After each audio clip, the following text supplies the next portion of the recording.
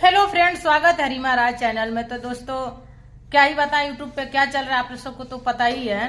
सूरज और प्रीति का कहानी तो आप सब देख ही रहे हैं कि क्या चल रहा है। सूरज प्रीति को छोड़ के भाग गया और प्रीति रो रही है, बीमार पड़ गई है।